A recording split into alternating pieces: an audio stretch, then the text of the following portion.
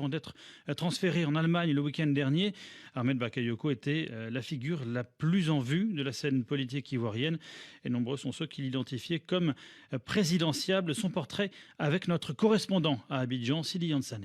C'est sûrement celui qui aura connu la plus fulgurante ascension politique sur la scène ivoirienne. Né le 8 mars 65 dans la commune populaire abidjanaise d'Adjamé, Ahmed Bakayoko se laisse vite séduire par la politique en militant sur les campus ivoiriens au nom du PDCI, l'ancien parti unique. Son adhésion au RDR en 1994 lui vaudra quelques séjours en prison sur fond de guerre de succession entre Alassane Ouattara et le président d'alors, Henri Konan Bédié. Avec les accords de Marcoussis de 2003 et sur proposition de Guillaume Soro, le jeune bagarreur intègre le gouvernement d'union nationale en tant que ministre des nouvelles technologies d'information et de communication.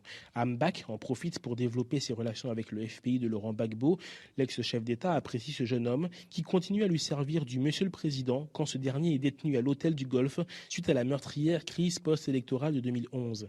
C'est justement cette même année qu'Ahmed Bakayoko prend du poids politique en devenant ministre de l'Intérieur, nomination qu'il doit en partie à sa proximité avec la nouvelle première dame, Dominique Ouattara. Désormais dans le cercle des intimes du chef de l'État et suite aux mutineries de 2017, Bakayoko prend la tête du ministère de la Défense, est élu maire d'Abobo avant sa propulsion à la primature en remplacement d'Amadou Gon Coulibaly, brusquement décédé en juillet 2020. À défaut d'un parcours académique brillant, l'autodidacte a toujours misé sur son culot et ses talents de médiateur. L'opposition le considère comme un modéré, celui à qui l'on peut parler.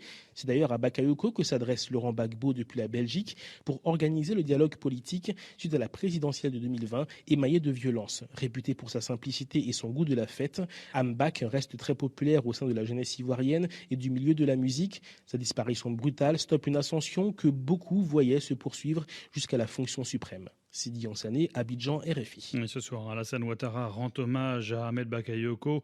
Mon fils et proche collaborateur, trop tôt arraché à notre affection. Déclaration du président ivoirien dans un communiqué lu à la télévision publique RTI.